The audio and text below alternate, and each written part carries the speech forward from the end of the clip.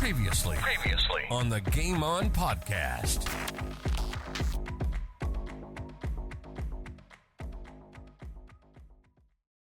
I was very confident, and I reckon Macca was fantastic with that next week. No, do the crime, do the time. No, we're not going to try and do anything stupid. We're not caught bullshit. No, I was guilty. Move on. Yeah. I remember at the start of that grand final week where there was a lot of noise made about taking legal action and getting the lawyers in, and I remember being pulled into a meeting with with Rhodey and Macca and a few of the other leaders, and Macca I remember standing up and just saying, "Nah, this is not happening. We're just moving ahead. We've got a job to do, and we're not going to sway from what we have to do." So, as always, Macca's team before himself. So, it was no surprise. Sportscast SA presents Game On. Game On. South Australians' destination for everything sports. Local, national, and international sports. AFL football, soccer, basketball, golf, baseball, tennis, cricket, and any other sports played in this wide world. And we're going to have a blast doing it. So sit back, relax, and let's do this thing. Welcome to Game On.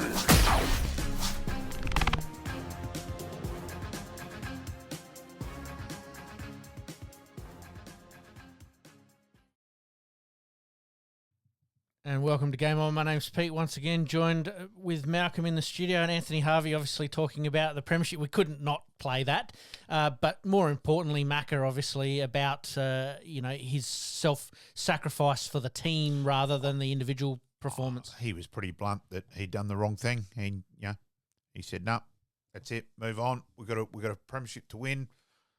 Move on." And the boys delivered in spades and won very easily. It was nice and relaxing to be thrashing Port in a grand final. Yes, it doesn't happen very often, but when it does, it just makes that premiership taste a little bit sweeter, doesn't it? The beers were going down. All right, mate, let's get into Around the Grounds. Around the Grounds.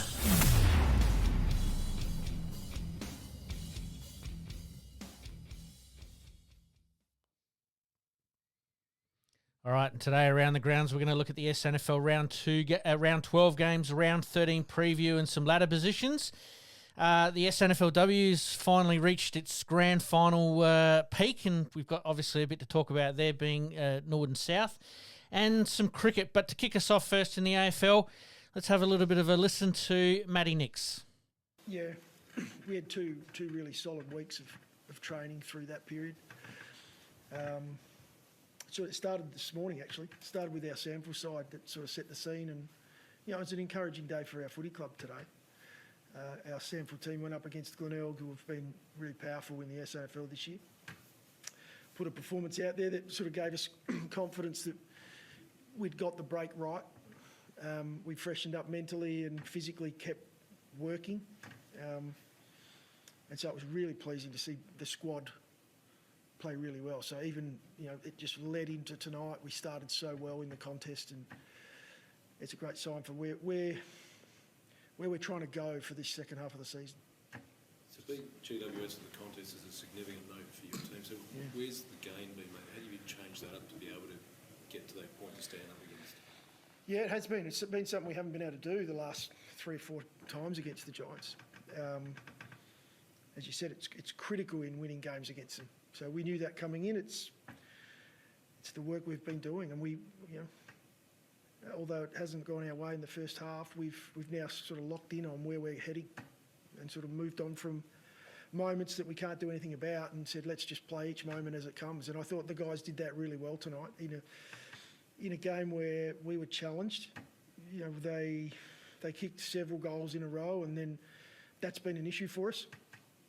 We were able to put it to the side, be a goldfish, move on, go again. I think we knocked through 7 in a row back. So many positives out of tonight from a team point of view, and then obviously some individuals had some outstanding nights on the back of that.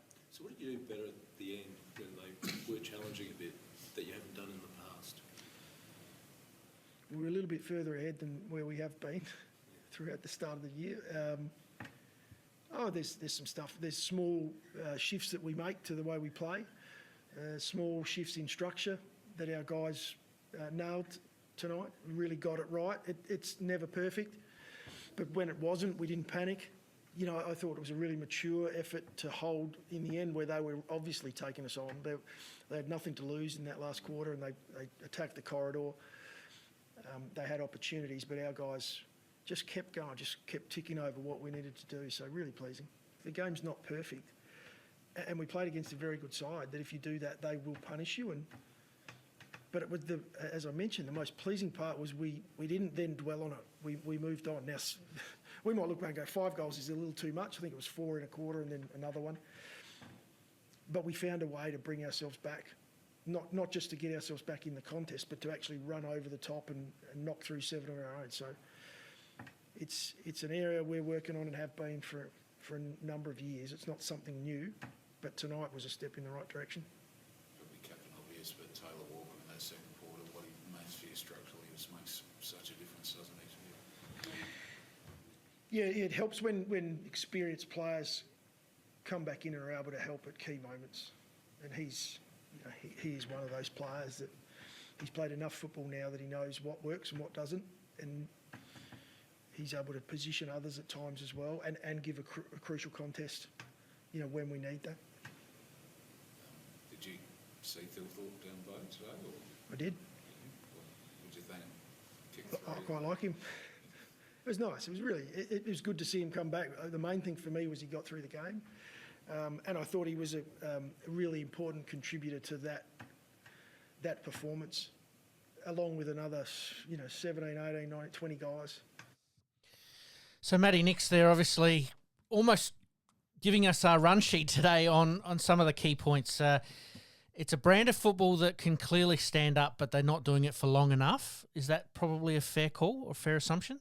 I think it's a little bit overboard. I thought GWS were pretty disappointing too. And I think they showed a couple of things. Murray back's been pretty important for the Crows. Sop, son of Piano, in terms of Michael Annie did a good job on Toby Green. Yes. And they just sort of fall away. They rely a lot on Whitfield from defence. I thought they were really disappointing. Mm-hmm. And how much talent's in that side and on that list. They should be a top four side. Well, that's so the most I was concerning disappointed thing, isn't with it? them. Yeah, they've now lost 5 of their last 7. And yeah, they've got a few injuries, but they haven't got it's not a huge long one. No. So they've been disappointing. So, Adelaide's attack on the ball was obviously pretty good. And right at the end there, obviously, the journalist asked the question about Taylor Walker and how important he is about directing traffic, which we did talk about last week. Yeah. Does he still remain that most important player for Adelaide moving forward? Which is a huge worry. At the age of 30, 33, 34, you can still mount a big case for him that he's Adelaide's most important player. Yep. Which for mine's a real worry going forward. Look, they need to get Phil Thorpe back in the side. Look, he's a mile better player than Himmelberg. We all acknowledge that. And look, I thought straight away was seeing that Adelaide side in the SANFL, I thought, shit, there's suddenly a big chance this week. Mm-hmm. My other question mark is Strawn, because he is a better actual overall footballer than Riley O'Brien. He's got better touch, better feel, can mark and that. But he plays an AFL game and he looks like he's gone about the 10-minute mark fitness-wise. So why can he run an SANFL game out and yet at an AFL game, fitness-wise, he looks gone? Is it a case of positioning being slightly different in the SNO? It shouldn't be. I agree. Yeah. So, I just don't get that. That was probably my bewildering point out of the weekend. Riley Thilthorpe, like you mentioned there, making his way back through the SNFL. We weren't sure what they were going to do last week. Do you think it was a good call just to gain some touch? Yeah, I didn't mind him playing just the game back there. I think he should play this week against Brisbane, but I got the feeling from listening to Nick's there that he might play one more in the SANFL. Yep. So it's hard to change a winning team, though. That's the other thing. But horses for courses. I think he's that. For Adelaide's future, he's so important. Now, do you worry? Oh well, fitness. So we want to give him another one. Mm-hmm. So yeah, I mean, I'd play him, but I can see why they won't. Results-wise, all right, they're not going to impact on the finals themselves, but they could have obviously trip a few teams up along the way. Is that the goal for the remainder of the season, that they do try and take some of that opposition sort of run into the finals away from them? Oh, I think they just want to put their own best foot forward. There's a lot of players playing for their career.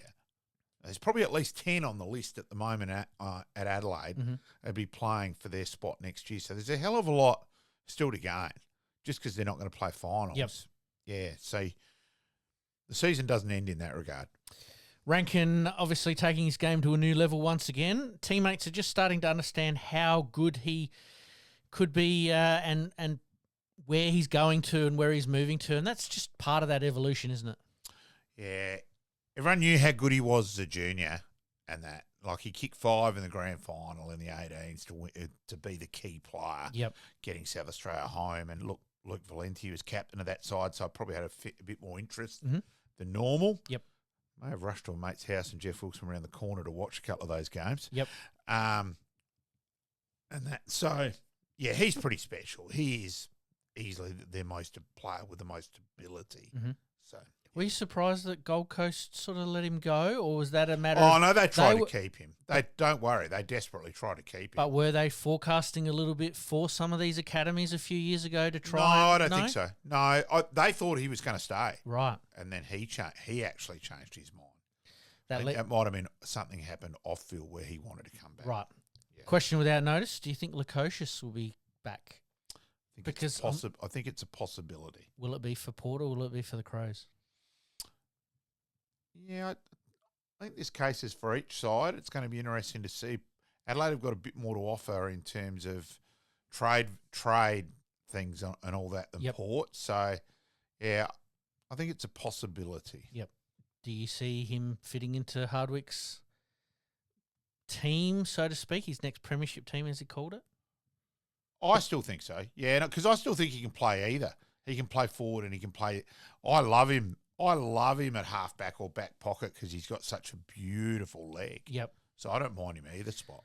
Question without notice, and again, want to talk obviously about the GWS game with Max playing on Toby. Very, very good duel that they've had now the last 2 or 3 times that matchup's gone about, and I reckon Max has probably got the chocolates again. I think that was probably his most comprehensive. Yes. I think him against Green a couple of times have been about even. Yep. I thought Son of Piano dominated, Yep. won that duel easily. So then you're looking at, obviously, we just talked about Lukosius. You've got Perry from Melbourne, talking about potential players that could come to the Crows. Perryman, Perry, Baker, Daniel Berry, who I did have on my list, but he obviously signed on today or early on today, so he's off that list, and Tim English. Now, obviously, you're looking at maybe replacing a player for player. Now, if Max can get some midfield minutes and start to become that Bontempelli role in the middle, then maybe Lukosius does go, or they do go after him on the basis that they could probably bring him back in the backlines. So maybe. I think he's a good player. They've got to sit side. He's probably that bit taller than Max. He doesn't stand the tall, where Max can stand the tall or the small. Yep. Where Jack probably doesn't stand the small. Mm-hmm. So, yeah, and then you decide the back line's probably their spot where they don't. Do you decide that he's got more to offer up forward in the future than a Thilthorpe, Fogarty, Walker retiring? It's with a Walker retiring. Yep. And Petty. Yeah. Yep. And Welsh to come in next year. And I think Welsh and Lukosius are a little bit similar. Right. The floating third tall sort of role. So, yeah, there's a few decisions to be made. Well, as you said, potentially 10 players playing for their career. Obviously, Adelaide getting the job done over GWS. All right, let's move on to Port Adelaide. Let's have a quick listen to Kenny.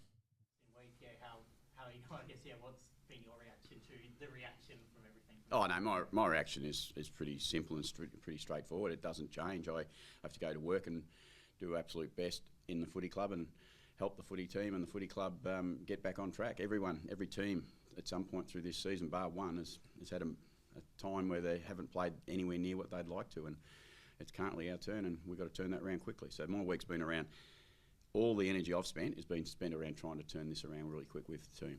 So how's the group responded? Has it been more about challenging themselves, or the white noise from the outside? How does that? Yeah, look, it's hard because I know everyone talks around the outside noise, and we do our absolute best to block that out. Sometimes it's nearly impossible to block it entirely out, but they're professionals and they know what they're here to do, and they're here to play football. The coaches are all here to work and make them better.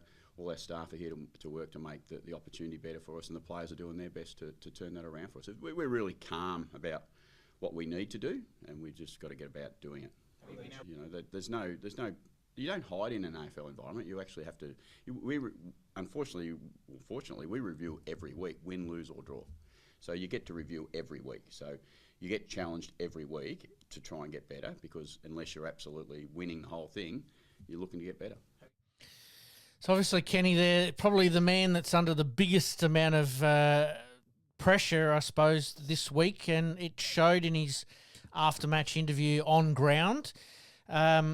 Talking about obviously in the press conference there, you know, that they're relatively calm within the four walls of Port Adelaide, but it doesn't seem like that from the back line, from the outside. Yeah, and I thought it was a really average game too. The bits I saw, I was at Noarlunga, so I saw the highlights and saw a bit of it, and then spoken to a few people since. So from what I saw, it was, and I watched probably about a half all up. It was pretty average. And look, Jordan Sweet, just because we don't like a rule, the rule is give the ball back to the umpire. Yep. Don't hand it to your teammate. Yep. I'm sorry, it's been done. For goodness sake, think. Don't criticise the umpire on that one. And it got highlighted a couple of weeks ago. Do it. Yeah. Port Adelaide obviously win just, ugly for both sides, as you've mentioned. Is it a case of delaying the inevitable?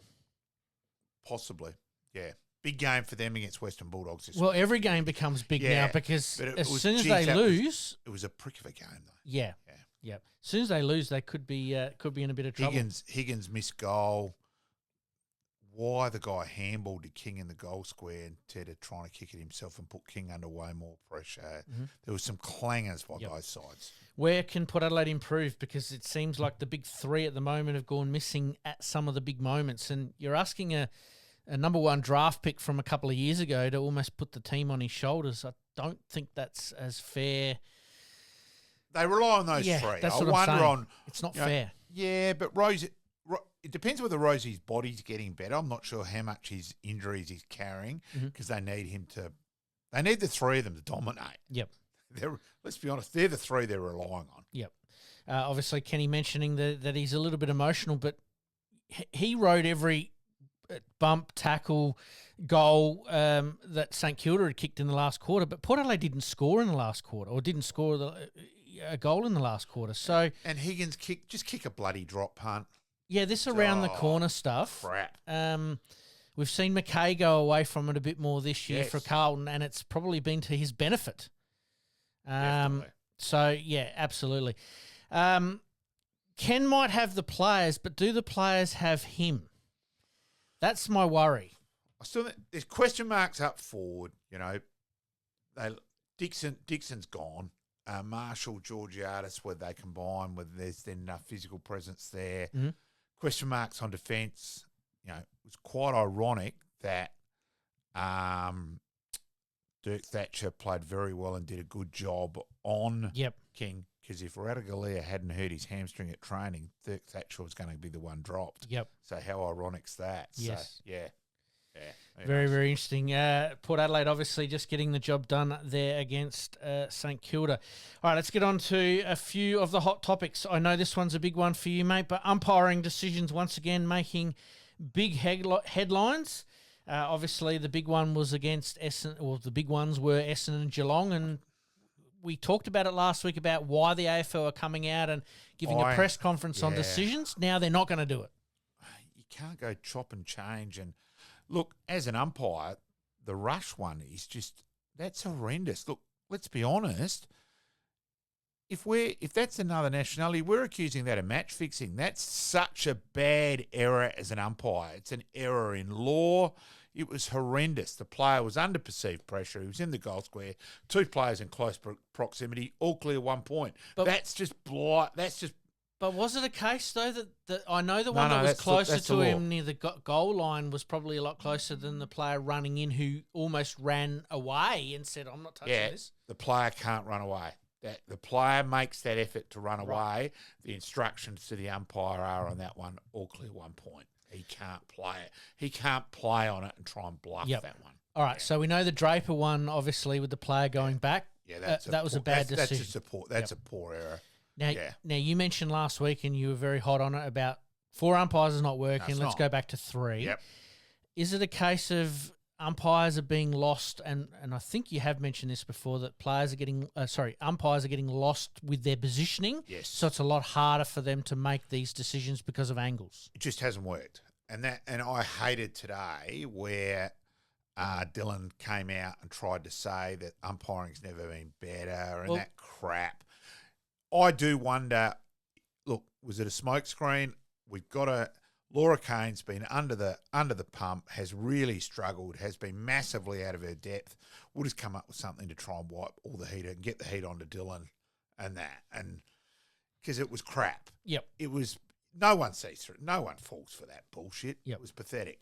I have had this on the run sheet for a couple of weeks, but I think you've brought it up perfectly now, is that another senior executive at the AFL, Andrew Dillon, has got a very young and inexperienced team around him. Do the AFL need a couple of fresh faces to inject some new ideas for the game moving forward? Because at the moment, it either seems stagnant or they just don't know what's going on and they've lost touch with the fan and the clubs. It was bizarre. That position stayed open and for ages, where they were supposedly headhunting people, and then Laura Kane got it. And I'll be honest, I may have received a message from a prominent person a minute ago where he's just said that can't be a person with no footy experience. And I just think it's massively showing up. I couldn't agree more. Yep. A little bit of a worry there for the AFL. Anyway, Essendon made Geelong look slow and Carlton made Geelong start again. Yep. Carlton made Geelong look slow and old, and yet Essendon made Geelong look like $1 million. Yeah, Essendon were pretty average. Yet again, Essendon have failed in a crunch situation. Yeah, okay. The umpiring in the third quarter hurt them, and there were some shockers, and that did change the momentum. So, yeah, out of that. But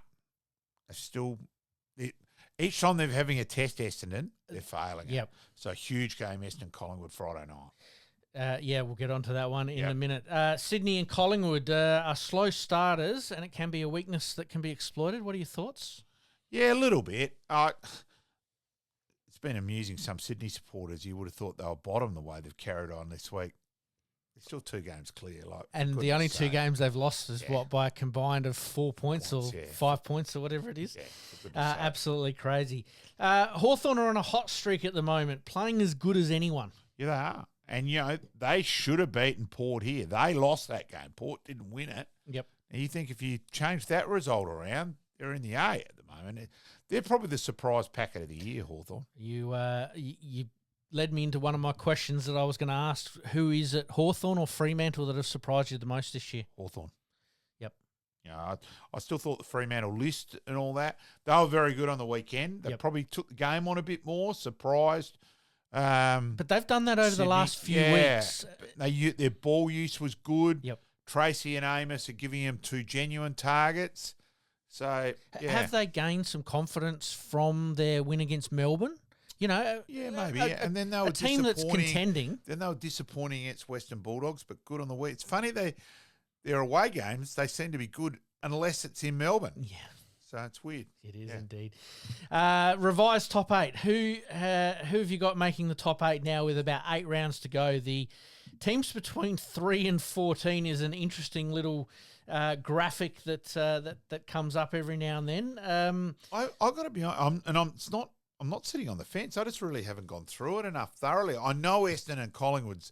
They're saying Essendon have got a hard draw with teams, but guess what? They don't leave Melbourne. Yeah, it doesn't matter. That Farskell situation. So currently at the moment, you've got Freo sitting 3rd, Essendon 4th, Geelong 5th, Collingwood 6th, Port Adelaide 7th, Brisbane 8th, Bulldogs 9, GWS 10, Gold Coast 11, Melbourne 12, and Hawthorn 13. Now, percentage is going to play a big part here, and the only three teams... Depends there because of the draws. Yeah.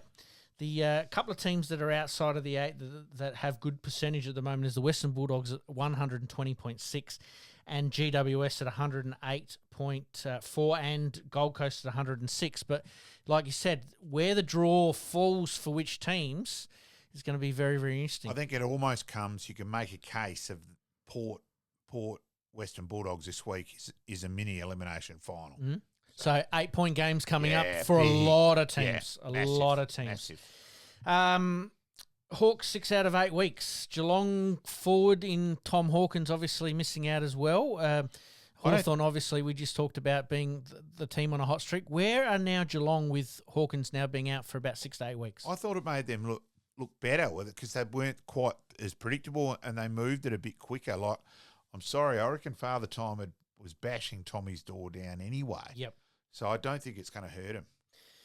Dangerfield tackle. We talked about it before we got the result, and we were almost having bets on whether it was going to be thrown out by a certain time. You won that one by about a 10-minute period.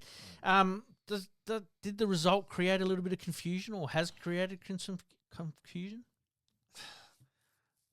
Maybe a little bit, but it was amusing where people carrying on afterwards saying, Dangerfield special treatment. No, Dangerfield, is it his fault that he's actually intelligent and spoke eloquently and basically knocked the prosecutor out from the get-go? Court-marsh bowled Lily no score, and he was just too good. Yep.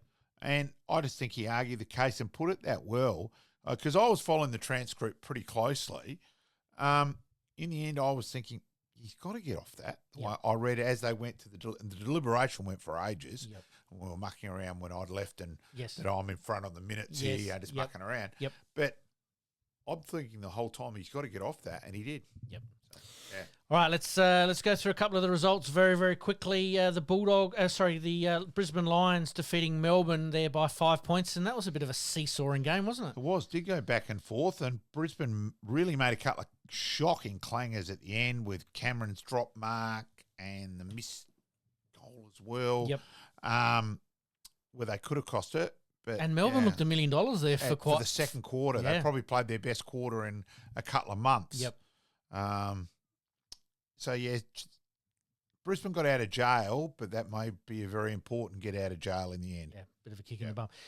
The Bulldogs getting up over North Melbourne by 17 points. I think that score flattered North Melbourne a little bit in the end. Maybe a little bit. The one we have talked about a little bit is Sydney and Sydney and Fremantle. Freo getting up by a point there. Kick after the siren. We don't see them too often, but it didn't take a long enough run up for me. He didn't run. He was bizarre. Was he worried because of the umpire told him not to move off his line? Well, he still should have been. I'm thinking on the angle there. That really shouldn't matter on that one because he should be going straight on that one anyway. Yep. So, yeah. But it did seem to affect him. I agree with you on that. The big one we talked about last week was the Gold Coast Suns over Collingwood by 11 points. That was a mini do-or-die game for Gold Coast to keep them in the hunt. And Collingwood, Gold Coast had played the better footy, and then Collingwood came back. Was 3/4 time and said, they're the dynamic fin-, and they hit the front. Yep. When they hit the front, I thought, they'll go and that, but. Gold Coast credit, they really responded well there. So Graham was very good. Rao, such that midfield bull, and he's just so strong. Yep. I agree with Kane Corn's criticism of Moore. His judgment at the moment is terrible. It is, yeah. Of when to go, when to hold back. Yep. I think we might cover him a bit more next week because I wanted to talk about him in a little bit more depth.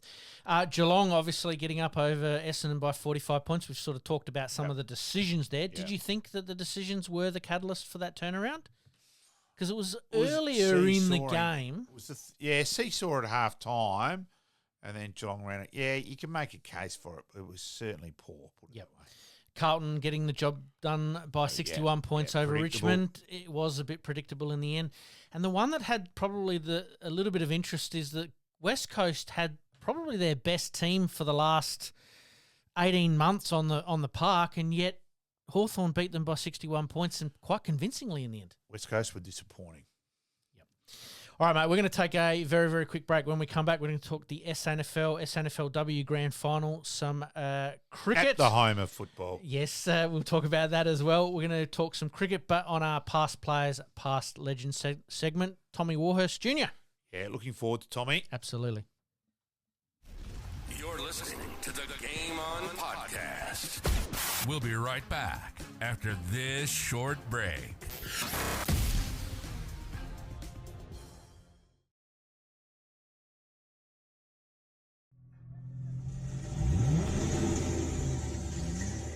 Dents and scratches putting a dent in your day? Introducing Roger Steen Crash Repairs Adelaide, your trusted solution for automotive woes. With over 2 decades of expertise, Roger Steen Crash Repairs guarantees top-notch service, restoring your vehicle to its former glory in no time. From minor dings to major collisions, our skilled technicians handle it all with precision and care, using state-of-the-art equipment and techniques. Roger Steen Crash Repairs saved my car. It looks brand new. Fast, friendly and reliable. I wouldn't trust anyone else with my vehicle. Don't let accidents slow you down. Visit Roger Steen Crash Repairs Adelaide at 14 Penner Avenue, Glynde for quality service you can count on. And here's a special offer just for our listeners. Mention this podcast and receive a $100 discount on your repair. Roger Steen Crash Repairs Adelaide. Excellence in every repair. All right, and we're going to make a little bit of a change to the batting order. We were going to talk the SANFL, the SANFLW and some cricket, but we might push the cricket back a little bit because we've got Mary Cavey on the line to talk all things soccer. So welcome along, Mary. We're talking all things soccer. So we're going to kick off with Adelaide United first. Obviously, your role at Adelaide United, and you're finishing up at the end of the year, and just tell us about the transition there before we get into some of the players. Yeah, good to be back, guys. I've been Red Army president for 4 seasons now. Was secretary a long time before that, so been around the traps for almost a decade. But stepping down at the end of this season, the AGM's next week. Our new president will be voted in. Just time for a fresh face. I've ticked all the boxes I think that I can tick, and brought a few of my ideas in, which I'm pretty proud of, but don't want to overstay my welcome, and I think the new generation's got a lot to give, so ready to step aside. Fair call. Some player movement, obviously, at Adelaide United this year. You're probably closer to it from a fan's point of view than most. What are your thoughts on some of the ins and the outs at this time of the year? Oh, look, it's always a very dramatic time for the fans of Adelaide United. They're, throughout the season, they're saying our defence is rubbish. We need better players. We need change, all yada yada. And then they went and sent off about a half a dozen of them, and then there was an uproar of we've got no players left. Where's our team? We're going to have to play all our kids. And they've made a few signings. It's obviously they're young, but there's a lot of promise there in the legs, having fresh legs. But there is some experience coming in as well. There's some Ollie Roos experience for some of the young ones, and the latest one is obviously a player from PSV, which is our new sister club overseas. They've sent us over a very experienced defender, 300 games in the Eredivisie. He was captain of Sparta Rotterdam there. He actually played with Craig Goodwin.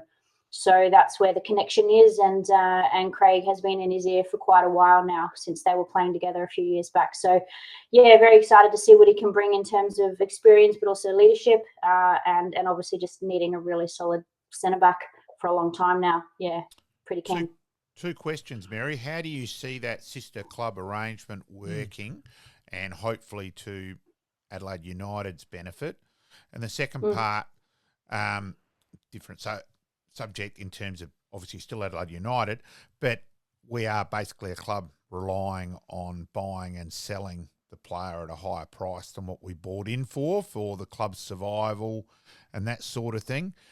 Are the club ticking the boxes in that sort of regard, and will the money be reinvested, hopefully? Yeah, so we recognise, well, most realistic fans recognise and understand that we are a development team in a development league, really.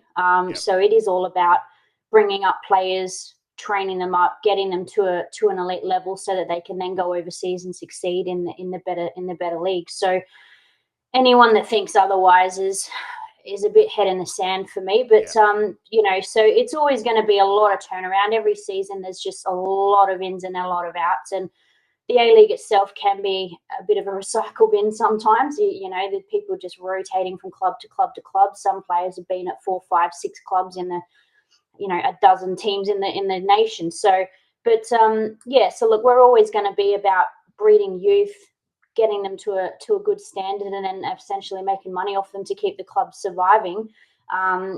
There is obviously a balance there that they need to find to also be competitive and to aim for trophies as well, which is at the end of the day what us as fans want to see and what we invest ourselves in to see. Yes. So it's always a hard balance there, mate. In terms of PSV, it's going to be a collaboration. Obviously, like, they've been around a long time, but where they sit in their balance of things overseas is not dissimilar to where we are. They breed up from the youth, get them up to a good standard. So it's going to be about learning from each other, offering each other different experiences and different resources. I know that our new technical director, Ernest Faber, he's from PSV. He's moving here. He's bringing his family. He's investing, so he's going to bring a wealth of European experience over here. And I know that our football director, Marius, has just come back from over there. So he's seen firsthand how their club runs, how they're structured from their youth academies upwards. All that stuff he's brought back, and hopefully we can see some good movement within our own club from that.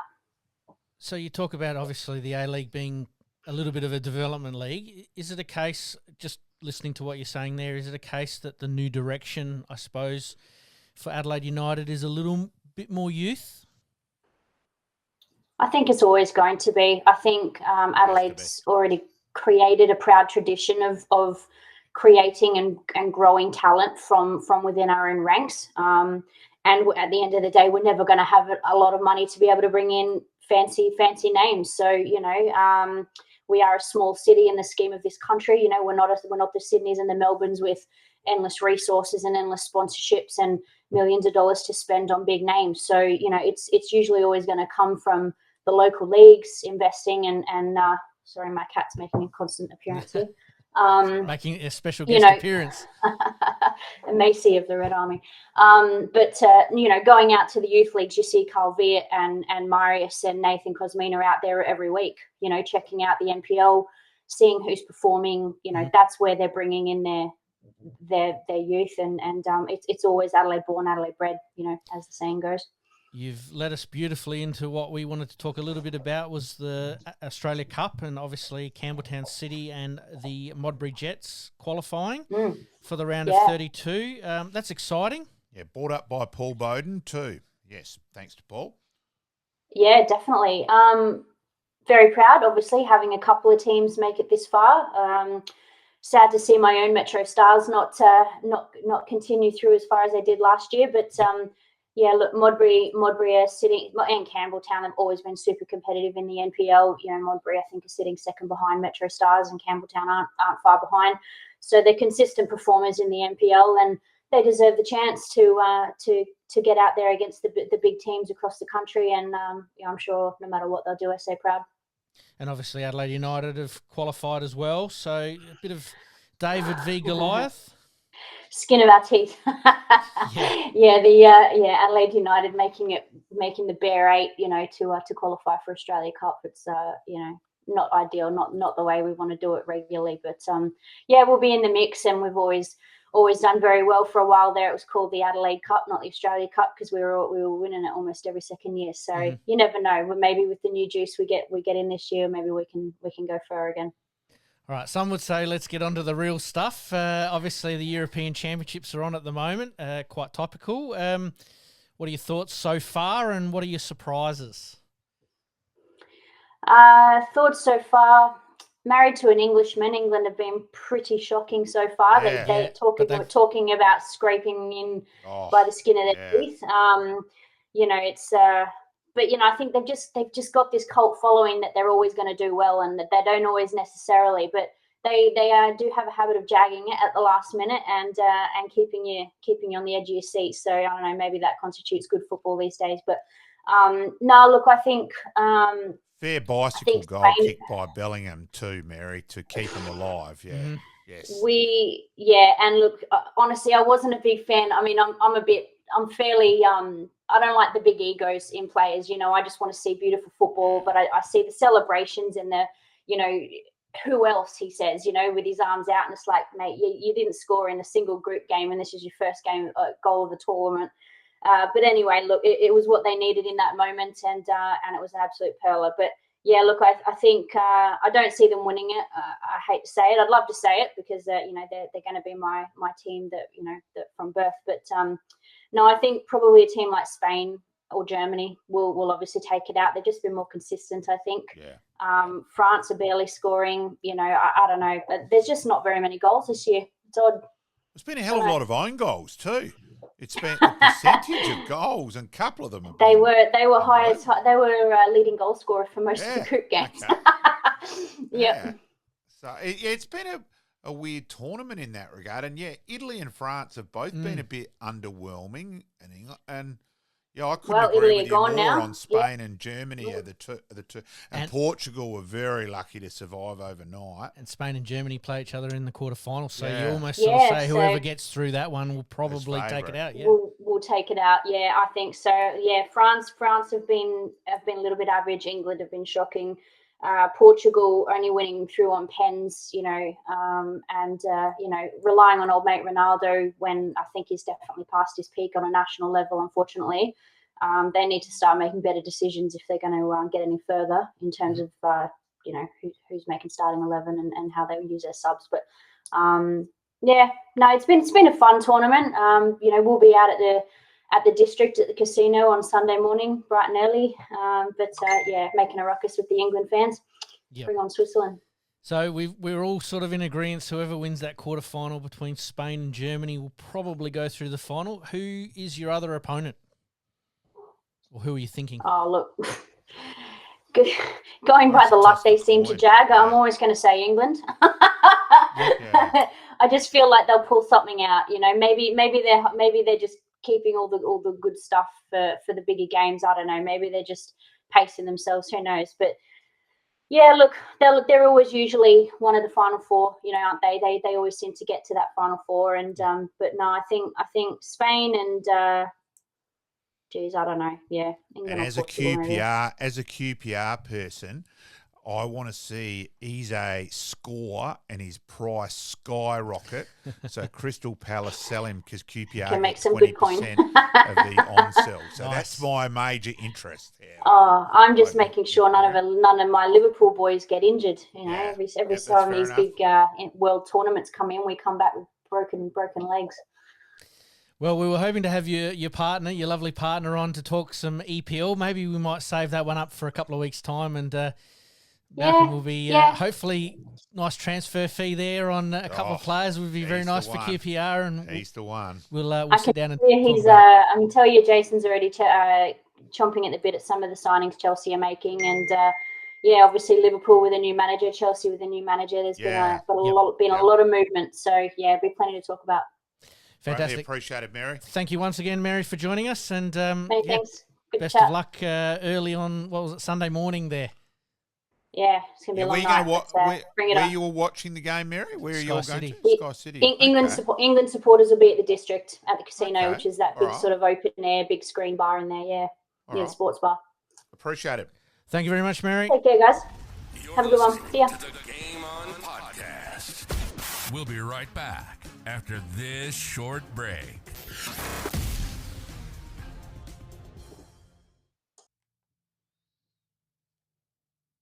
And we thank Mary there for her time and talking all things soccer there, and absolutely fantastic just to touch base with her, and especially with the European Championships going on at the moment, but also with Adelaide United. And we wish Mary obviously the best with her moving on from the Reds, but hopefully we can get her on from time to time and talk all things EPL, and we've got some interesting games coming up after the break. Before we move on any further, let's get our AFL tips for round 17. Collingwood v Essendon. I'll go Collingwood. I'll go Collingwood as well. North v the Suns. Is this an opportunity for North the Suns to take an away scalp? I'm going to go for them. I think they're too much ability not to, and it is a huge game. If they lose this, they won't play finals. They win, they're still alive. Yep. Is it a case of that Damien Hardwick's got them building just beautifully towards the finals, maybe? Maybe, because they did play very well last week, and a bit ironic that Jared Witts would have been pretty happy that he drove a dagger at Collingwood last week. So, yeah. I'm with you. I think the Suns are building quite nicely. If they win, they're still in it. If they lose, I think it's going to be almost impossible, but stranger things have happened. Port Adelaide and the Bulldogs. This suddenly becomes an 8-point game, doesn't it? Yeah. Because it's here, the old if in doubt, go the home side. I'll go Port, but it's a toss the coin. All right. Now, I didn't ask this one a little bit earlier, but I'm going to ask it now. With Port booing Hinkley at the last game and obviously showing a bit of disdain, what do we see the crowd being like this weekend? Are they going to vote with their feet and protest? Yeah, it might be. Yeah. Because we all know that obviously the fan base is sort of calling for him and to go. Adelaide did it a bit last week as well. A little bit, yeah. So Adelaide's crowd was under 30,000. Admittedly, the weather on Saturday wasn't great. Yep. And it was cold and all that. But geez, and I think people are more picky now. About years ago, we just went. Yes. Yeah, rain, hail, or down, shine. whatever. Didn't even get mentioned. Yep. You just went. Yep. Where now a lot of people don't. I just see this not only being a tough game, I just think that from a club point of view, whether there'll be a protest. Yeah, it will be interesting. I think if they'd lost last weekend. Definitely. Yeah. Yep. Again, question without notice, do you see Hinkley surviving if they lose? Or do they stay the course? I'm now thinking I can't see him coaching next year.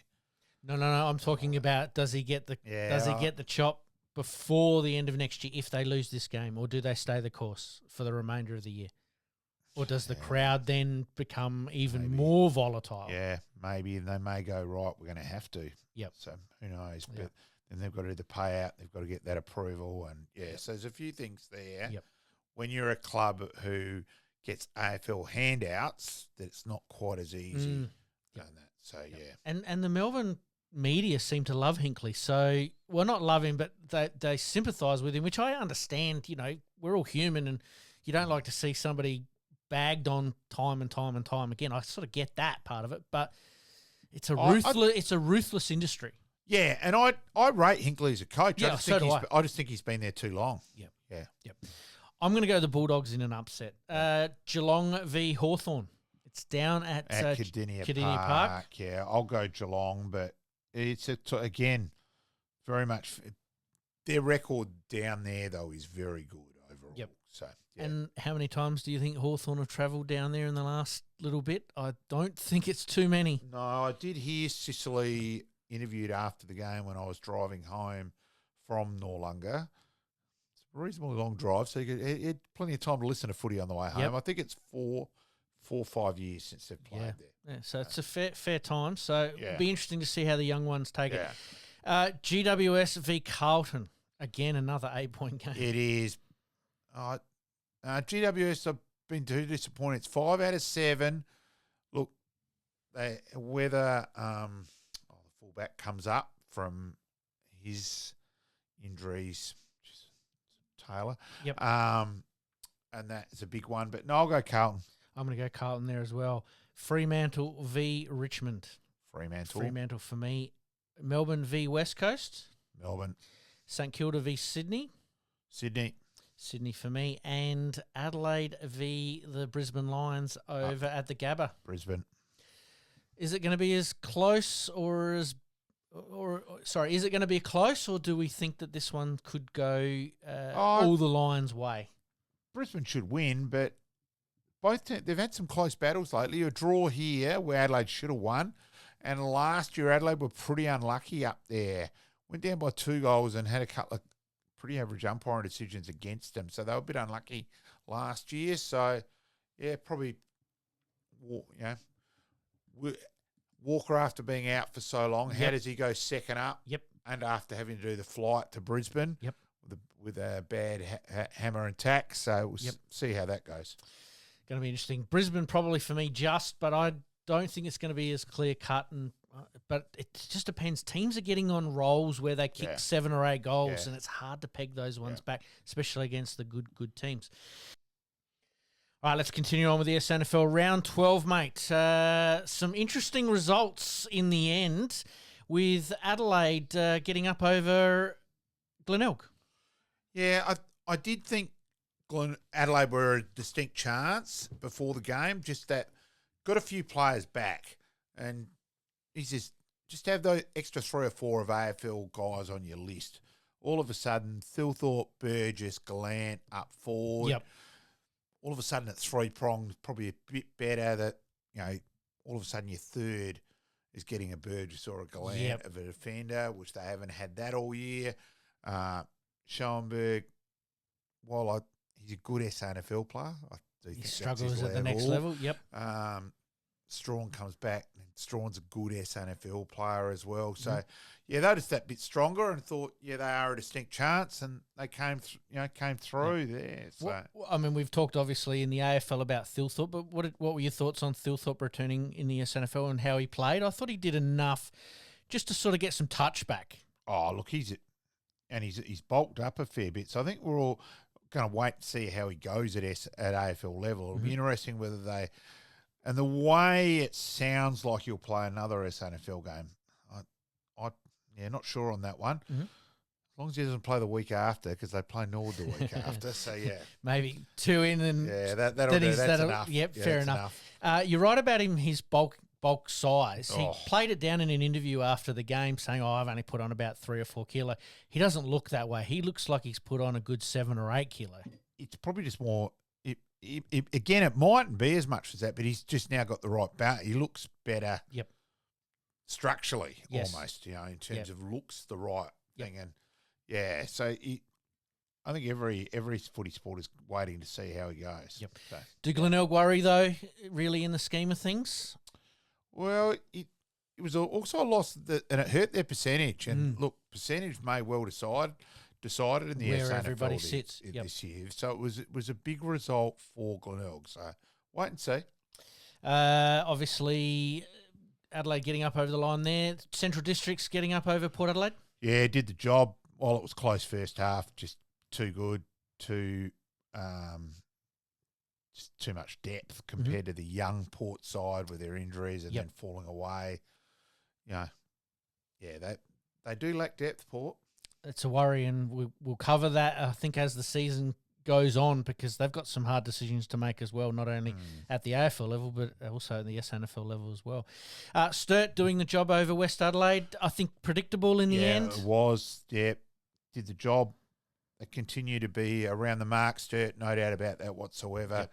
There is a bit of a gap at the SANFL with the better side. So, it was predictable. Yep. The surprise for me, North Adelaide getting up over Woodville West Torrens. North have been around the mark for the last 3 or 4 weeks. It was at Prospect as well, and they are a better side at the Wembley of the North. Chock-a-Block's name for the name for North Adelaide. Yep, Prospect Oval. Yep. So they are a better side there, yeah. So, again, though, it's a big loss for Woodville West Torrens, so it does put 2 games there. So they play Glenelg this week, so that's a huge game this week now. Yep. And then Norwood getting up over South Adelaide in what could be described as a bit of a scrappy affair. Yeah, it was. It was a bit of a slog. Look, it was windy at times down there. It was slippery.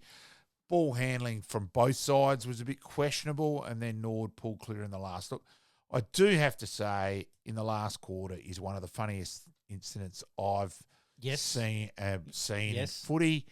So at Noarlunga, we were next to the Nord box, and Jackson Callow, who previous guest, and he will be on the show again, Yep. has taken a mark. Now it's cold at Noarlunga, so you've got your cars around the ground. So Craig Fester Pake and now Megan Pake stayed in the car and that, and so Fester's just done this throwaway line. Jacko could nearly get him at the car and wake Megan up. Sure enough, and he's 40. He's at reasonable distance out. So the car's at least 50 metres away. So the chances of it happening were, obviously B's dick. Yep. Sure enough, his kick banger hits the car. Yes. And we are all pissing ourselves laughing. Megan immediately texts Fester, the bastard hit the car. And that. Now, Fester then played up. Yep. That had been a broken headlight. Yep. And all that. It caused all this damage. Yeah, big repairs are needed. Yep. Played it up. Yep. And that. And again, the planets align because Jackson Callow comes off the ground for his rotation. And he's, getting the hamstrings rubbed. And I've gone, hey, Jacko, you hit Fester's car. Yep. Oh, shit. Sorry, Fester. I owe you a beer. And again, we're all just like, and I'm half waiting for Jade Rawlings' Twig to walk around the corner and because say, hey, Twig can be reasonably intense. But yep, we were, the game had been broken up. I think we were 29 points at that stage, so we were virtually home. So it was no dramas.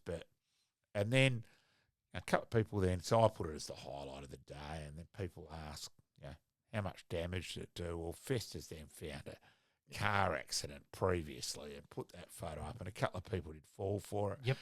He also got a message from someone from the ABC. Yep. Who'd also fallen for it, who wanted to then get him on the show about the thing, and Fester's going like, hang on. Yep. Let's not go. It's the bit of banter here. Yep. It's just a bit of fun, and Jacko, we played along with it and all that. And no, there was no damage, but geez, it was just the whole sequence that had actually happened was bloody funny. Yep. So yes. One for the Saturday afternoon or Sunday afternoon crowd there, just to have a bit of a working over and as I said, give each other a bit of crap. After the game, I said, in 10 years' time, we'll say, remember that day down at Norwood. Yes. Yeah, one of those classic stories. Yeah. Obviously, the ladder as it stands, Norwood sitting top of the table, Sturt sitting second, Central's third, Glenelg fourth, and Woodville West Torrens fourth. Now, fifth. Now, North Adelaide are only two games out of the four. Do we see out of the five? Sorry, do we see them potentially coming or not? It's an outside chance still. Still 2 games is still a hell of a lot. But there's still a few games to obviously go. Is. There's going to be at least that. If they'd lost that game, that was it. Yep, for sure. So the 5 was definitely decided. Now it's an outside chance. Yep. Well, let's talk about this week's games because it could go their way. Sturt playing South Adelaide at Thomas Farms Ovals, mate. Sturt for me. Glenelg v Woodville West Torrens. Now, this is where it becomes interesting for North Adelaide because if Glenelg win... Yep. Suddenly, and then they win, they're only one game. Yeah. I agree with that. Look, I'll go... since it's at Glenelg, I'll go for Glenelg to rebound. But honestly, it is a toss of the coin. A 4-point game in this case. Big game. Yep. I'm going to go for Glenelg as well at home. West Adelaide v Norwood at Hisense Arena or Hisense Stadium. Now, this has always been a bit of a tricky one. Bogey ground there. Norwood have had some stinkers at Richmond at various times. Look, I'll still go for Norwood. We should win. Yep. But it is a worry at Richmond. Yep. So, yeah. For me as well, I'm going to go Norwood. But West Adelaide's always been that side at West's home ground that makes it difficult. And then the one that we are talking about here is North Adelaide playing Port Adelaide. And like we said, if North win and Woodville West Torrens lose, then it's only a game, the difference. Then it suddenly is alive. Look, I will go for North there as well. I will go for North there as well. All right, let's move on to the SANFLW. We have reached the crescendo of the SANFLW with Norwood taking on South, or South taking on Norwood, but it's at Norwood Oval, and there's been a bit of rumblings in the background that it's Norwood's home ground. Yeah, there has, but how hasn't it been transferred to another ground or Theberton? No, there were a few things with this. It was actually done a few weeks ago. Yeah. In reality, now it's on at 4:05. Yes, and that was the TV's requirements. Yep. So therefore, it had to be at Norwood because you had to have the ground which satisfies the TV lights requirements. Mm-hmm. And the only other ground was either Norwood or Alberton. Well, you're not going to give Port Adelaide effectively with what's going on with Port Adelaide a prime SANFL fixture. Yep. So I think therefore it was all it was at Norwood, and so be No, it. The fair Nord call. have happened to be in it. But that's that decision was made a while ago. Yeah, This it is what was. I think a lot of Yeah, people are yeah. not 100% sure on. Yeah. This decision was made a long And a it should have long been time ago. announced a few weeks ago Yeah. when it wasn't. Yeah. I think that it could have been done better in that way. And just Yep. the time slot means it had to be at Nord. Going back to last week's game, Nord v Glenelg, or Glenelg v Nord at Stratorama there. A bit of an interesting clash. Seesawed a bit. But the wind sort of played a little bit of a Yeah. part in that. It did. Back and forth, but Nord just a bit too strong in the end. Yep. Nord's form over the last 3 or 4 weeks, maybe even just slightly longer than that, 5 or 6 weeks, has been reasonable. Without getting a little bit of luck along the way a couple of times, it just looks like they're peaking at the right time of the year. Maybe. Look, I think South are convincingly the best and this is side. what I was going And to it say. showed in the team of the year sort of stuff, where there's 5 or 6, 5 South girls and along that South ladies along that regard. I just think they're the best side, and they should win it. But geez, anything can happen in a grand final. and they were the best side last year, and they had no luck whatsoever, and they were crucified a bit in the With that umpiring the last decision, couple of yeah. minutes. Yep. That was terrible. Yep. So in that way, I'll tip South. I'm going to tip South as well, but I think Nord are going to give it a fair old shake. And why wouldn't they? They've played some pretty good footy in the last couple of weeks, and you've got nothing to lose. It's a grand final, and anything can happen. And I'll be up on the scoreboard. All right, mate, let's take a very, very quick break. When we come back, Tommy WARHURST from the Nord Footy Club. Liking this podcast? Please like, rate, and subscribe.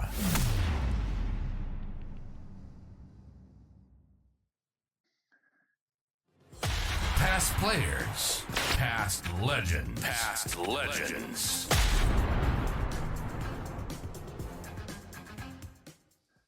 And tonight we are pleased and privileged to introduce Tom WARHURST, recent inductee into the Nord Hall of Fame. Of course, he wore the famous number 44, 246 games, 45 goals, obviously premiership player in 82, 84, life member, as I said, Hall of Fame, advertiser team of the year in 89, 3 state games, obviously the Crows' first couple of games as well, and we will go into that. And welcome aboard, Tommy. Thank you, lads. Nice to be here. Thank you. Thanks for joining us, mate. We normally talk with most of our guests about where it all started. Where was you? What was your junior club, and where did you start your footballing journey? Yeah, well, I grew up in an Aussie rules family, so that helps. Father played for Nord, and brothers played Aussie rules, so that was that was my start. Back in the 70s and 60s, there were no sort of district clubs you played for, so started playing footy at primary school at St. Iggy's there at Queen Street, Norwood, in sort of grade 3, and always enjoyed my Aussie rules. There wasn't much choice. You either played Aussie rules or what was the other choice? Basketball, probably. So, it was just Aussie rules back And then. I'll say that Tommy basically has always bled the St. Ignatius and Nord colours too. Very fanatical about both. Well, isn't St. Ignatius red, blue, and yellow anyway? Yes, so yes, Crows yes. as well. Bit of that. It was. Yes. It had those colours before the Crows. Probably Yes. after the state colours, but had them before the Crows. Yeah. And so, Tommy, obviously, as you said, your famous father, and you were. One thing I think always to your credit, Tommy, you were very pro on, you knew your Nord history and things there, and were very much Nord and came through the Nord juniors, Nord under-19 premiership player as well. Tommy, go through a couple of your highlights in terms of junior-wise, mate. Yeah. Well, certainly, I grew up on the wrong side of Kensington Road, so I was lucky that the old man was a life member at Nord. Otherwise, I would have had to go to Sturt. So that was the first bit of luck. Yeah, well done. I can remember as a 15-year-old, getting an invite from a guy called David Bertelsmeyer. Yes. I don't know what position he held, but it was under Wally Miller at the time at the Nord Footy Club, and I can remember being invited out to the under-17s and sort of umming and ahhing whether I should go, but intimidated at the time. But got dropped off by the old man. We trained at Morialta High School in those days. So, from there, got a game in the under-17s. Ross Porritt was the coach of the under-17s back then. And I can remember we didn't have a whole lot of success in our first year of under-17s, but as you said, the next year under-19s, I sort of graduated, and Duncan Fosdyke was the captain, Yes. and we had probably 7 or 8 guys from that team play league footy, and probably had 4 or 5 premiership players in '82 from that team. Guys like Rick Neagle and Fozzie, and Was Tomo through there as well? What was that? Was Greg Thomas through that one as well? Greg Thomas was around, and Neil Pearson played some league footy, and Jack Gallagher played some league footy. Dean Renfrey played league footy. And of course, Fozzie was a junior. Jason Archer could seriously play. Unfortunately, he could. knee injuries there. But Fozzie dominated as a junior as well. Like he did win the 19s medal that year as well. So I think Macca won the 17s, 17s medal that year, and Fozzie won the under-19s. So we're pretty dominant. We beat Port Adelaide in the grand final, which is always nice. Yes. So go through. So you make your league debut in '81. Only the one game, and that, but it was against Westies at Footy Park. Go through any memories, particular memory. Against Glenelg. Against Glenelg. I apologise, Glenelg. Yeah. Any particular memories of that one?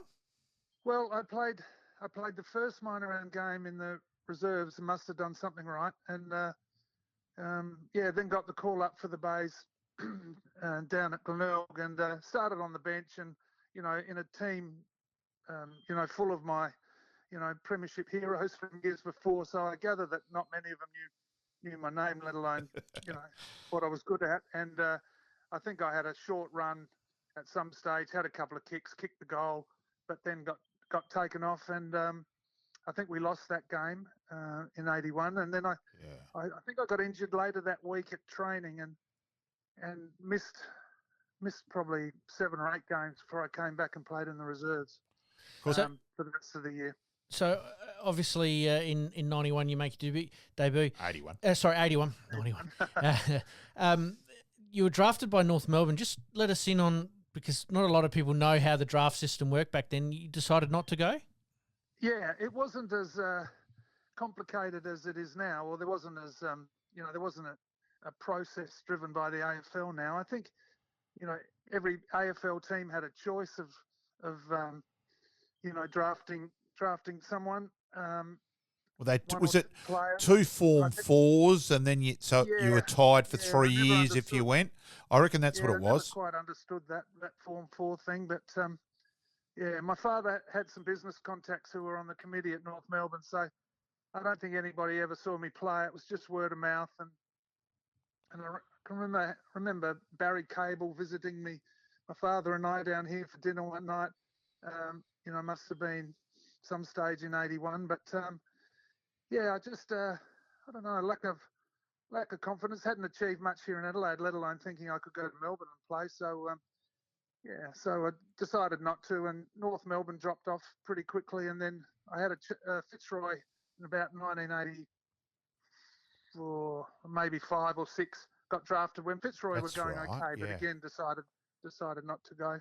Just my allegiances were at Norwood, and that's where I wanted to play. You definitely bled red and blue, as I said. So 82, the start of '82, you started at centre half forward and played well against Port at Alberton as well. Kicked a couple of goals in a win at Alberton, and then of course Neil Button came back, and then you ended up going back to fullback Tommy, and settled in to a pretty resolute defence with Bruce and Jim Teal and that leading the way. Frank Stemper, Danny Jenkins, Wayne Schmal. It was a bloody good back line. Let's go through that side of things. Fortunately did start at centre half forward for a few games in that '82 season. As you said, Neil Button was injured, I think that the team was that good that it sort of played around me a little bit. I was a bit of a decoy perhaps, and I don't know what I did wrong to get a start at fullback, but Bruce Winter, I think, was in a hurry to handball. Yes, he wanted to get out of the fullback. Yes, off and move sideways. Yeah, I mean Bruce is not overly tall. He might be 5'11". Yeah. not very heavy, and there was a lot of big forwards around. So I must have done all right the first couple of games, and got myself a job for life almost. Although I did play a lot at centre half back and had the run through centre half forward over the years as well when we were in really real trouble. Because in the 82, and you would have, I don't know you well after one of your favourite games, I can guarantee, would have been when we absolutely pantsed Port Adelaide in front of, it was 17,500 and beat them by over 100 points on a warm, balmy day too, Tommy. And geez, that was a big night at the Red Leafs Club as well. Yeah, it's always good to host Port at Norwood, and we had a good run there for a while against Port. We had a very experienced team, and they were transitioning in a fairly young side. So we strung maybe 10 wins out of 11 through the 80s and sort of mid-80s. And then, of course, they turned the tables and probably whipped us 10 times in a row in the late 80s. But, Norwood Oval was pumping. And I think that was a game I stood Tim Evans. Yes. I had a dream the night before that Tim was going to get 10. I still remember that vivid dream, but fortunately, a dream or a nightmare? It was probably a nightmare. Was that the day AC got knocked out? Yes, by Ray Hupperts. Yes. Yeah, so it was a spiteful game as they normally are against Port. So but long memories, good memories. What are some? I mean, obviously Norwood and Port are some of the rivalry that goes back a fair way. Were there a few other teams in that era there that you matched up pretty well with? Yeah, I mean, people forget that there were a lot of good teams back in the 80s. Bloody oath there was. Yeah, the Bays had good sides. Sturt came and went a little bit. North Adelaide had good sides. Westies won a premiership. Oh, Westie's side in 83 was a very good strong, side. Yeah. So the only teams that really didn't figure in finals too much were South and West Torrens. But the other teams, they all had big forwards and gun forwards. And, it's true to say we didn't like Port Adelaide, but we didn't like a lot of people, and they didn't like us. And that was how footy was. Yeah, in it was the 80s. tribal. It was pretty spiteful. Oh. Yeah, and Tommy, out of that, I reckon we always thought we underachieved. I've mellowed on that one. I reckon I've just become a bit more realistic with being older and looked through the other sides, and I've gone, hang on, Glenelg were a fair side. North Adelaide, in that 85, 86, 87 with that side, and I'm thinking, geez, and let's be real too, 82, the qualifying, we were in trouble at one stage, and then 84, and we will get to 84, your vital part in that, nearly gone against Centrals in the first semi. So it is such a fine line. Yeah, it was. I mean, we probably should have made another grand final or two. I think we lost 3. Yeah, we did lose some preliminaries by less than a goal. Yeah. I know we had some, against North Adelaide, a couple. Luck there at time with kicking against the wind and for 3/4.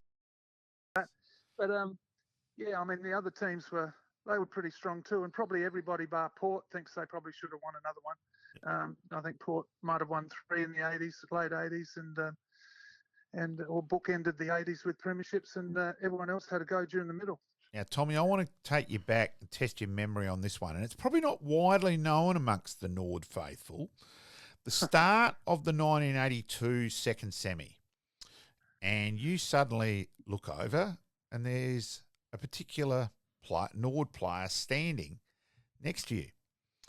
Now, go. You want me to keep going, or what's your memory? Yeah, the late great Jim Till. Now you've gone to Bruce.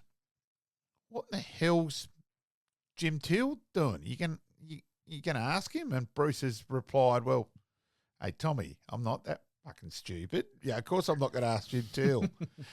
And the opening siren for this and the second semi start, and there is David Granger, looking around for Jim Till, and he has just run from the goal line and just ran up and hip and shouldered Granger and said, "You touch anyone today, you're gone." Yep.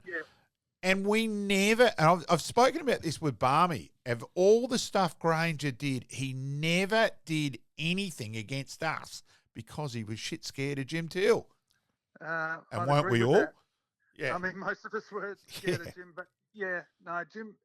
I mean, Granger got me in a reserves trial at one stage. At least he told me he was going to do it, so I'll give him that credit. But yeah, Jim would approach Granger before every game, and as you say, basically say you touch one of my blokes, and I'll put you on a stretcher. So yeah, we didn't have any trouble with him, and you know, rest in peace, Jim. He was a fantastic player, scary cat. Yes. Even at training, you know, if you were matched up one-on-one and some competitive work, you always bled a little bit with Jim. So, yeah, got good memories of that as well. An elite leader. And, But, yeah, exactly that. As you've said, Tommy, he certainly had a wild side to him. Well, and, again, even as you said, even at training. Yeah. What was it good to have someone like that in your back pocket to go, he's got your back no matter what? Yeah. No doubt about it. They're you know, very few people like Jim Till. I mean, as strong as an ox and determination and will to win, and you know, matched by very few players that I've come across over the years. Oh, and he was a very good player as well. He was fanatically tough. He was a very good player with shit knees. Yeah, he had shit knees. I mean, I don't know who the surgeon was in the early or the late 70s, but he ruined it. Well, yeah, he didn't have much success with knees. We had Turbs on one leg, and Johnny Clark's career was finished. And there were a lot of guys with the same surgeon, I think. Oh, you just think if those three had still been okay, you just think on the landscape, because we're not talking average players. Those three, that's three. They were guns, weren't they? Guns, yeah, absolute guns. So we go through there. 83 was a bit disappointing, but I still want to, that Westies forward line with, Lindner, Smith, Murat, Luders, Grosser. Yeah. It was an extreme. Jeff Morris, and then Conlon, and as the other one was. It was a bloody good side, and unfortunately they were too good for us. And then UCOP, Rick Davies on an on day when the Sturt midfield got right on top. It wasn't a great day that one, Tommy, the prelim. No. Westies did have a good side. They recruited pretty well. Some of those Victorian guys didn't stay around too long, but they were there for a year, and they got themselves a flag. So good on them. And then let's move on to 84. Yeah, how did that start after you finished not 83 in such similar circumstances as to going out a little bit earlier than what you would have liked? Yeah, I can't recall the too much of the pre-season that year, but I can imagine that Barmy would have been pretty hot. I think Barmy and Wally in that regard were always pretty circumspect and move on, and you can't change that day. Yeah. But does that move on? We still had a core group of older players who wanted some success. Yeah. So we pretty confident that we could do well, although we didn't start well. Now, I don't know why we were 1-6. I don't know whether we were just shit house or whether we had injuries, but we weren't very good early. And of course, then the famous game at Theberton where Greg Thomas came off the bench and kicked 4 in the last quarter, where if we hadn't ended up winning that game, there was an amusing bit of that game, Pete. And I'll see again if I test your memory on this one, Tommy. Barmy, actually back then I very rarely went in the rooms, but I did go in the rooms after we'd come from the clouds. We were 7 goals down at three-quarter time to win. Yep. Walk in, and Tommy and Michael Aish were our 2 Norwood representatives on the Channel 9 footy show. And both you 2 guys wanted to go in that night because the West Torrens representative happened to be Kim Dillon. And Barmy may have had some other things, private duties with, so Kim Dillon wasn't his number one. He wasn't preferred number one person. And he may have told both of you, I don't give an F which one of you 2 goes in there, but just go in there and give Dillon plenty of shit. Yeah, well, it's a bit more to that. I mean, yes. I think, Neil won't mind me saying that I think he was dating Dillon's ex-wife or girlfriend, and three-quarter time, we were, as you say, 7 goals down or something, and Dillon's come past our huddle at three-quarter time and had a few words to Barmy and a few words to some of our other champions, and started twirling the ball like the basketballers do. Yeah, and he did it in the last quarter. Yeah. Yeah, and it And gave then everybody missed. extra motivation to get over the top. I don't know how much we won by, but it was sweet. Oh, we won by a couple of goals in the end. We went all over him, and John Hall took a one-handed mark for us to hit the front, and the Norwood faithful, we really took over the pug hole in that last quarter. So it was a very enjoyable last quarter. The first 3 quarters weren't, but the last quarter certainly was. No. Got to ask, around about that time there, obviously some of the best SANFL days, the crowds, Malcolm, obviously a passionate supporter, was there for every minute of every game. What was it like playing in front of some pretty big crowds at some of these suburban grounds? Because we don't really get that sense anymore, do we? No. I mean, they talk about showdowns now, Adelaide versus Port a couple of times a year. Well, there were showdowns every weekend here in Adelaide. Exactly. Because nobody liked each other, and they were big, substantial crowds for the size of the grounds. Yes.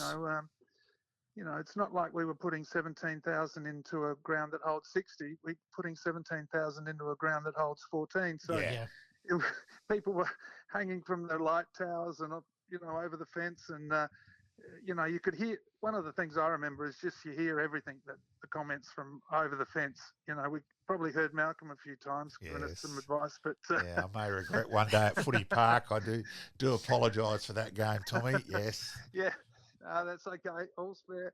But you hear opposition, and it's just huge. Even getting to the grounds was, trying to find a park in some suburban street.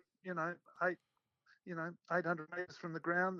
There was no VIP parking at any of these grounds. And then you had to run the gauntlet and go through the opposition supporters and always get a bit of advice. And it was just a great time to play footy and a great time for the SANFL. It's perfect that you said that. It just happened last year, so not the season's just gone, sorry, the one before, so 2 years ago now, with the first gather round bit. And when I got there, and it just happened that Fanda and I were walking down Wood Street together, and I've gone, this atmosphere and numbers walking around at the moment reminds me of the Norwood Port game in '82.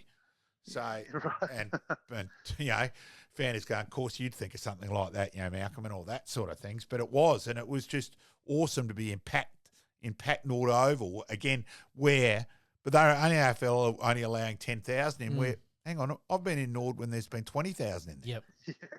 Yeah, that's right. It's still the best place to play footy for someone of my ability, anyway, and probably still the best place to watch footy because you're on top of the action. You can hear everything that goes on. So it's a fantastic place. Now I have to ask, the Redlegs Club was still up and going around about then. What are your memories of the old Redlegs Club across the road on Wood Street?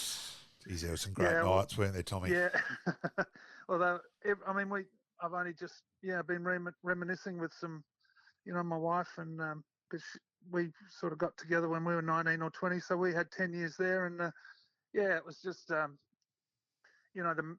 meals were great. The meals were mandatory. They were sort of they were taken off your wages at the end of the year, so most of us ended up having to pay money after eating their 20 rounds, and the supporter base, we had so many great supporters, and they seemed, I shouldn't be rude, but they seemed elderly then. They were probably in their 40s, most of the supporters and coterie groups, because when I go back there now, those men and women are still there, and now they're in their 80s. Yeah. But they're, they love the place more than I do. So, they're great people. And upstairs, of course, you had to get past either Winnie or Jim Teal, and because the $6 or $7 entrance fee was a bit too steep. So. Go through the kitchen, yes, up the back through the kitchen, all sorts of ways to get up to Sam's. But it was just it was the place to be. There wasn't many nightclubs around, and people tended to go to footy clubs. The Bay Disco was quite popular. I can remember me and a few Norwood blokes crashed that one night, and they wouldn't let us in, and it was all huge fun.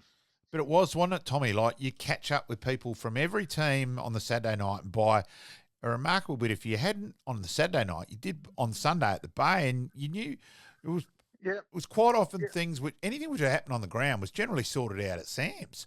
Yeah, I don't know what happened with all of that, but the teams no longer catch up. But back in the 80s and prior to that, I can remember my old man saying that back in his day they would, catch the tram down to Alberton for the dinner dance or whatever it was. Yeah. So, they were, nicer breed of people back then. So moving through with 84, Tommy. So the first semi, Centrals, it looks like we're nearly gone. There's a centre bounce. The ball is kicked. You come through, manage to pick it up on the half volley and just jam it onto your boot. I'm trying to think whether it was Makarashi Mark that handball to David Payne, who kicked the goal, and suddenly we were back in it and ended up winning by 17 points where we came from nowhere. And that was, I reckon we all thought it, because we'd won, we'd come home with a wet sail, and in terms of our form towards the end of the year, beat South pretty convincingly in the elimination. But then that first semi, and then the prelim where Glenelg luckily kicked for goal like drunken wombats and had 2 goals 14 at one stage. So it's like an AFL score these days. Yeah, sort of came. But yeah, your memory. Can you remember that? Can you remember that incident where you've got the ball onto your boot, just jam that on? Yeah, I mean, I've seen it. I've seen it a few times. Yeah. I mean, it was a wet, muddy day at Footy Park, and I didn't sort of plough through the centre square off the line too often, so I don't know why I took it upon myself to charge in off the half back. Maybe because we were 3 goals down 5 minutes to go. But I can remember Johnny Platten was in the middle, and for a few seconds there, the ball was in dispute, and I mean, with a bit of luck, I did plough through and managed to handle the ball, cleanly. And I'd love to say I picked out whoever it was on the half forward flank, whether it was I think training it was or Matt. It was Matt. It was either Makarashi Mark. Then it's annoying me that I can't remember. I'd love to say that I, saw them, but I didn't. I just jammed it on the boot. But luck would have it, and then we just, as you say, kicked the last 4 or 5 of the game, and got over Centrals. For some reason, we had difficulty with Centrals. Yes. Through the 80s, we won more than we lost, but they had some good players as well. Malcolm, I reckon now you've got to go back and watch that final because it's going to bug you until you find it. Jeff Wilson might get a text message in a minute. And then, so the grand final. Well, just before you go on to the grand final, what was the week like leading up to that? Because coming from 5th, the first team to do it, all right, we're going to talk obviously about you've won it, but what was the week like as far as we've got this, can we do it? Was there a self-belief there right from the get-go? Well, there certainly was a self-belief. I mean, even mid-year, we'd beaten Port, a couple of times, even though they were clearly on top. We'd beaten them, and we always knew that come September that if we get a chance to play them, we'd think we were a fair chance. So, that was the feeling. If I remember rightly, we were very positive on our chances, and I mean, I think they knew that we liked our chances as well, which probably helped. I mean. And we thank Tommy there for his time tonight, and I think we'll split that one like we do with most interviews over 2 sessions. So, but revealed a couple of things. He did, So some good talking points there. I can't wait to go through that and pick out a few of them for our past players early segment there as well. Can't complain he wasn't honest. Not at all. Let it out a couple there. Absolutely. All right, let's get on to Happy Days. Happy Days.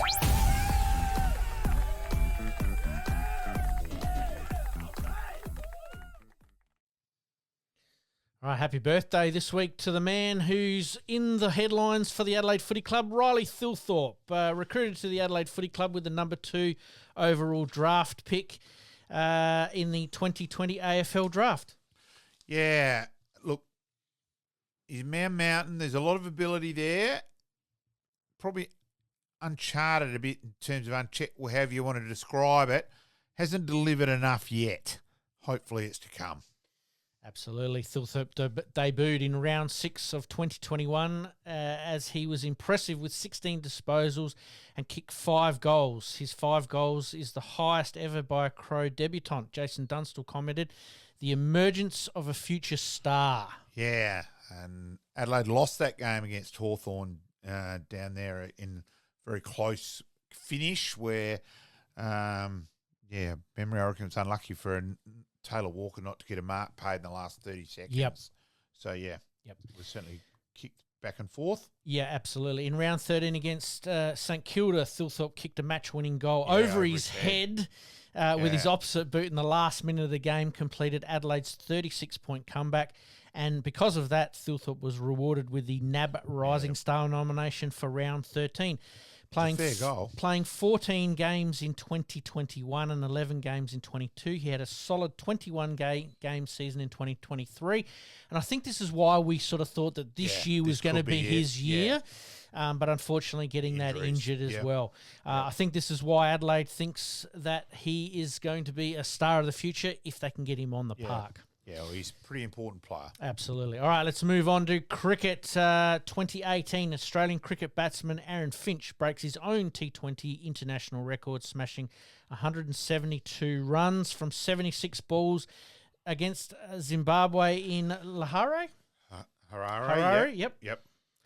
His stand with Darcy short of 223 is also a record. Yeah, Finch, he certainly had his moments in T20 where he absolutely dominated. Probably fluctuated a bit back and forth. There was feast or famine a little bit with Aaron in that way, but geez, he did have some pretty incredible records in especially 2020. T20. But even one day it was 50-50 as well. Yep.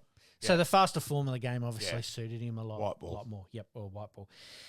We move on. 1960 baseball. Yankees outfielder Mickey Mantle. I know because you love this one, mate. I thought I had to bring this one up.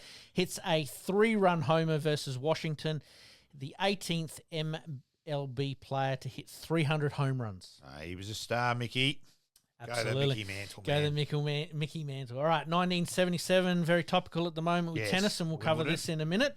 Wimbledon men's tennis star Swede Bjorn Borg beats American Jimmy Connors 3-6, 6-2, 6-1, 5-7, 6-4 for his second of 5 consecutive Wimbledon titles. What a legend. And he retired so early too. Yeah. That's the other thing. You wonder how many he could have ended up with. He could have almost been the Nadal of grass when you do think about it. Yep. All right, and to finish us off on happy days today, mate, we're going to talk contracts.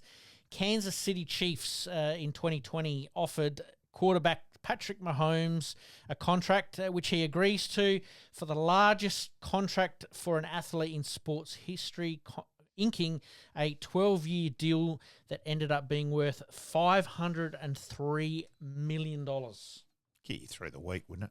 Yeah, no, that's just obscene. It is when you think about it because teams are obviously privately owned and there's no real salary cap restrictions or breaches and all that kind of jazz. You're right.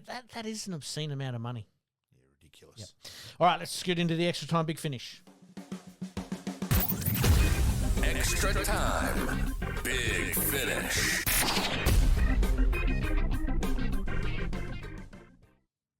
All right, mate, we're going to kick off with cricket. We did move down the order because we had to get Mary on a little bit earlier for time restrictions. But we've got to congratulate India on winning the T20 World Cup over South Africa. Yeah, and South Africa got in the position where they really should have won, like needing 30 off 30 balls, and somehow they only managed to get 18 of their last 5 overs and just fell away. It was just maybe a bit of lack of belief. Yep. A bit of hoping it'll happen, not believing that we could actually do it. An average shot to get out. Look, Miller hits a full toss and he should have hit it for 6. Mm-hmm. Brilliant catch. Yep. Changes the game. So, again, one ball really decided the game. Yep. If that goes for 6, South Africa won. Yep. Yeah. India's turn to win, really, isn't it? When you think about it, they've been around the mark for so long and just haven't quite got the chocolates a few times. So it was their time to win. What are your thoughts on Kohli retiring? It seemed like half of the Indian nation was in mourning because of it. It's not a surprise. So it looks like, I think it's Kohli, Jadeja Yes. and Sharma, I Yep. think we're all saying. So, yeah, bit of a changing of the guard Is there. it an but end of an era for India? Or well, have they underachieved a little bit? maybe a little bit, but geez, their population's so big. We don't know about the next ones coming through. Yeah, they could be twice as Yeah, good and who for twice knows? as long. Yeah. Who knows? Let's stick with cricket, mate. BBL 14, the Strikers' new recruits, Jordan Buckingham and Alex Ross. Look, I'm a big fan of Jordan Buckingham. I really rate him. He's a quality individual too. Pretty firm with his standards and beliefs. He got made 12th man in a game in Melbourne. Yes. And paid for his own flight to come back to play for West Torrens and that. So he's got a bit of character, Buck. So, I'm a big G. I'm wrapped that he's ended up at the Strikers. What do you think about Adelaide losing Wes Agar? But they did trade for him because they've got this whole draft system that's a bit new as well. Yeah, it is a bit different. But Wes Agar was a bit feast or famine too. He did some games, did go for plenty. Mm-hmm. So, yeah. And your thoughts on Ross? Yeah, look, just had some reasonably big cricket smarts, just probably knock it to the gaps at the right time. Certainly been around the traps, Rossies. Yep. Yeah, and that. So started off, ironically, and he's been Brisbane to the Thunder and now back here. So, yeah. But this format does it does promote that where players are going to move around a little bit. Yeah. Question without notice, Adelaide are going to miss Rashid Khan? Yeah, big time. Yeah. Well, they missed him this year. Yep. It just doesn't sound the same without him, actually. Yep. You'd Because sort he of- was their marquee player, wasn't he? Yeah, so... Yeah. It's a bit bit disappointing. unfortunate, isn't it? Yep. To finish us off on cricket, mate, 42 runs off of 1 over. Wow. And how could this happen? And will we see it more with the way that the format is with the game these days? Yeah, maybe, but geez, there was some crap bowling in that. If you actually see the over. Oh, no, I've seen the over. We put it up on our socials, and this is why I bring it up because. Sorry. No, don't be sorry, but it still needed to be punished, though. Yes.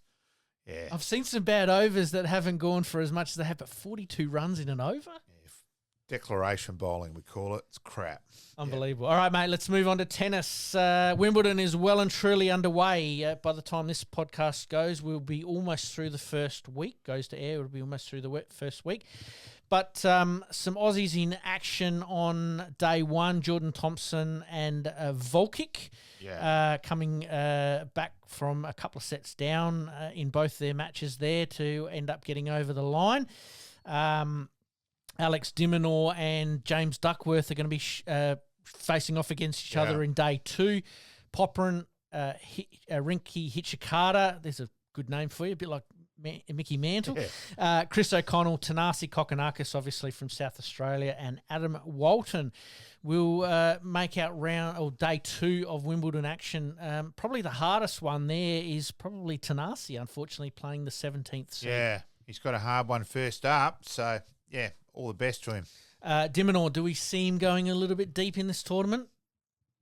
Considering his form is good, and grass is probably his surface. Yeah, he's an iffy one still. I hope so. It's always hard playing a compatriot in the first round of a Grand Slam. But anyway, he should win. He should be Duckworth Lewis, and of course, the man who introduced Duckworth Lewis, of course, left us last week too. Unfortunately, yes. Just before we go, before we move on with tennis, Adelaide's League 2, unfortunately, didn't quite make it through qualifying, but still great to see him to participate in that as well. All right, let's move on to the NBA. The first ever father-son selection for the NBA has happened, and LeBron James and his son are now on the same team. Incredible, isn't it? It is. Yeah. Whether they actually play at the same time, that's a different story. But they are in the same clubhouse now. Yeah, remarkable. It is, isn't it? And it just shows you the longevity of LeBron James when you think about it. Yeah. And apparently his next son is even better again. So they could almost have the starting 3 or 5, why 3 or not? 4. Yeah. All right, let's move on to the NRL State of Origin Game 2. Boy, oh boy, what a game. New South Wales just blew them out of the water. Oh, punched Queensland right between the eyes, right from the get-go. Yeah, so incredible. Yeah. 28-0 at the 33-minute mark, blitzed Queensland, and then obviously the final result was 38-16. But was over pretty early. It was.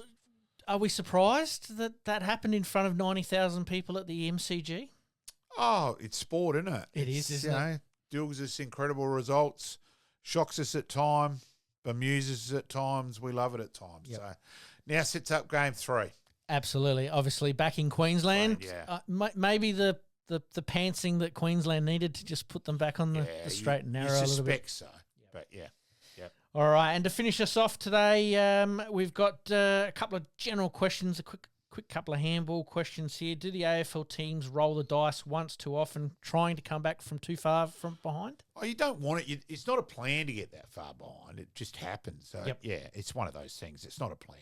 Yep. So. Are Richmond going to bounce a lot quicker than we think?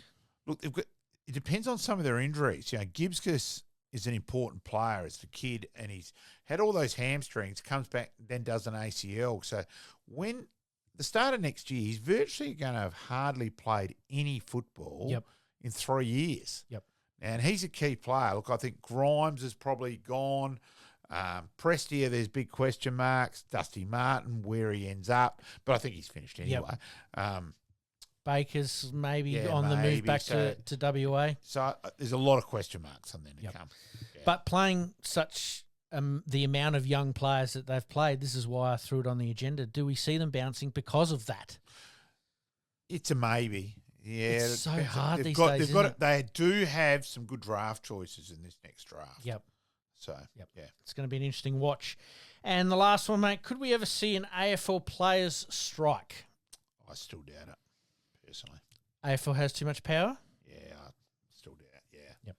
Yeah. I think they get together, the Players Association, that I'd be surprised. I only throw it on the agenda on the basis that the inconsistent umpiring, Yeah. some of the explanations that come from AFL House where they tick off on some and don't tick off on others.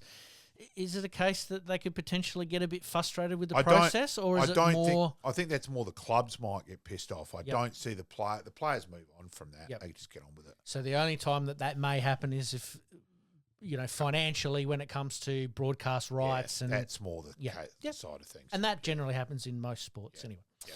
All right, mate, I think we'll leave it there. It's been a huge episode tonight. We thank Mary for her time on the soccer. Yep. We thank Tommy Warhurst, and as we said before, we're going to split that interview up over a couple of episodes. We thank him for his time. And, mate, I'm going to leave the good, the bad, the ugly for this week once again because we've squeezed in a lot already. Yeah. So we'll keep that and hold fire on that. But thank you once again for joining us. And as per usual, mate, we promise to do better. Thanks, mate. Thank you, mate. In this crazy world we live in, we all need the distraction. Enjoying the show? Like, rate, and subscribe. Hook up and connect with us on social media at Sportscast SA. We'll see you next time on Game On.